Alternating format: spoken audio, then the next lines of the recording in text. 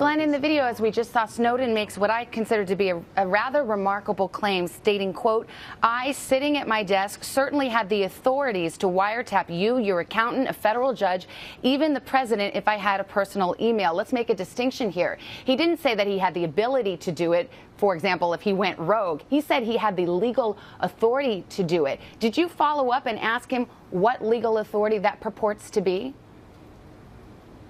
That isn't what he said. He didn't say he had the legal authority. That's a word that you included in the statement that he didn't actually include. What he meant clearly was that given... Yeah, he said authority, not legal authority, which is what you just quoted him as saying. And what I'm telling you is if that is a misquotation, because what he was clearly saying was that, and the point that you ought to be interested in as a journalist, more so than the one that you asked, is that people who sit at the NSA desk, thousands of them, have the authority, meaning the NSA has given them the power to be able to go in and scrutinize the communications of any American.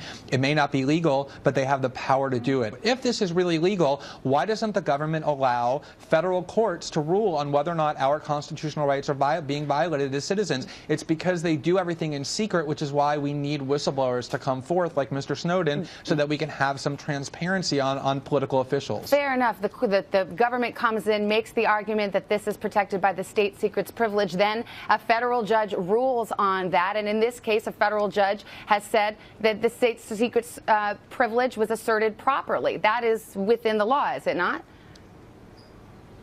Right. Actually, that's not at all what happened. What happened was the ACLU went into court and asked for a ruling on the constitutionality of the law. And what the federal government said is you have no ability to prove that your clients were actually eavesdropped on. You can't prove they were subjected to surveillance because everyone that we surveil, we keep that a secret. And therefore, your clients have no standing to sue. As journalists, I think our #1 obligation should be not to allow government officials to scream terrorists and try and scare people every time there's transparency brought to them, but instead scrutinize whether those claims are valid.